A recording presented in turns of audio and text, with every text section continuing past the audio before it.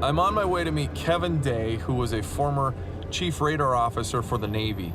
Years ago, Kevin was stationed off the coast of California, and he actually had a front row seat to one of the biggest UFO sightings in the 21st century, the Nimitz video.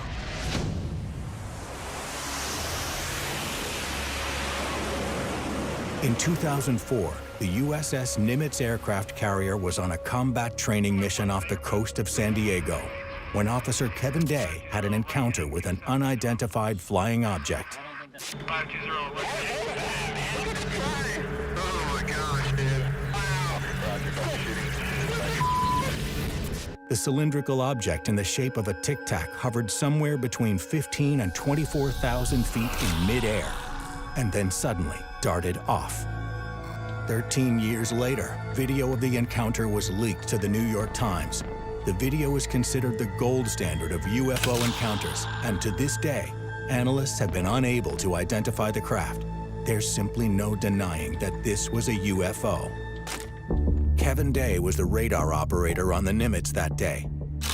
Since leaving the Navy, he's been warned not to discuss what he saw, but he's agreed to meet with Ben no matter the risk. I'm waiting a long time to meet you. I have some very specific questions I'd like to take some notes on if you don't mind. But why don't we start out, first of all, could you take me back to that day? Tell me, like, what was it like to read your eyes? In the morning of the 14th, we had planned to do a major air defense exercise. So we were off the coast about 90 miles off San Diego that day. I was up on watch. I was anti-air warfare coordinator. I'm the actual guy that makes the identifications. My whole job is to identify stuff that flies. Okay. And I noticed these really strange contacts off Catalina Island. They were at 28,000 feet in a real loose formation, and they were tracking south at 100 knots. Interesting. I'm a pilot. I can see why you're like, well, what's something that slow doing this high up? I had never seen anything fly like that before. Immediately we're thinking, hey, are these things real? You know, is this some type of glitch? So, and we ran a bunch of diagnostic tests, and we brought all our systems back up, and the contacts were stronger now. The object seemed to ping-pong through the sky, changing speed and directions in ways that defy the laws of physics. That's when I became concerned about these things. I strongly recommend that we take one of the aircraft that just launched off the Nimitz and go intercept one and see what it is. Commander Fravor happened to be airborne. He was one of the first to launch off the Nimitz. One of the best pilots the Navy's probably ever produced. So I said, hey, let's intercept one of these things. As soon as that happened, he's like, oh my God, I'm engaged, I'm engaged. Look at this thing. It's rotating. Pilots described the object as a white, 40-foot-long, Tic Tac-shaped craft. That object dropped from 28,000 feet down to the surface of the water in less than a second. So he's like, I gotta go check this out, right? So he leaves his wingman up high and he follows it down to the surface, and this thing recognizes him.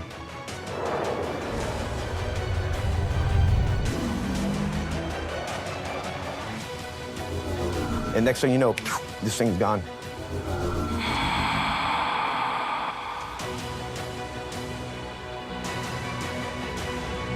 Wow. Yeah, and it was one of the most humbling moments of my life. We were a highly trained group of people on that ship, years of experience, and these objects totally kicked our asses. If they had been hostile, there was nothing I could have done. Do you think they were curious about what you guys were doing out there? I'm gonna speculate here, Ben, because I don't know, but I think they've been there for a long, long time. And I'm gonna speculate even a little bit farther. I think that technology upgrade that our ship had received, I think it gave us the ability to finally, suddenly see these things. So I actually have the video right here. All right, so here's the video. 520. Oh my gosh, dude. Wow. Roger, shooting.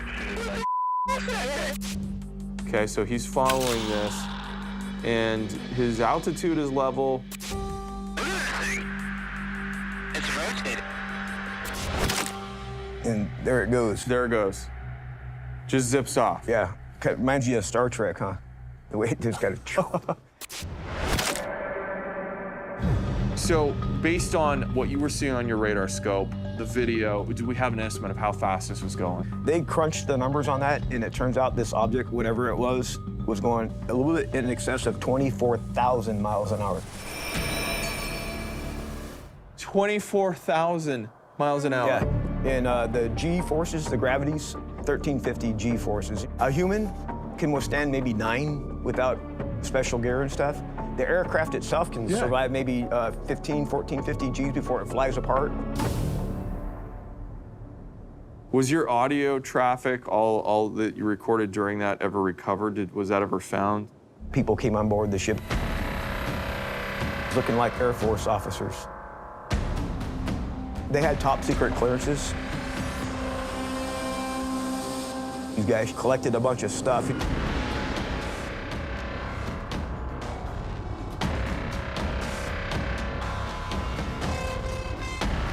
We have a system there that records all your external communications onto an optical disc. Then my comms were taken. All the actual voice data was taken. All your audio from radio traffic is gone? Yes. Wow. And ditto for the radar.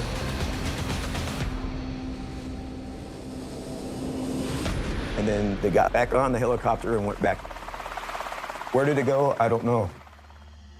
That's what happened. It really happened. You think I'm lying? No. I mean, really? I'm not.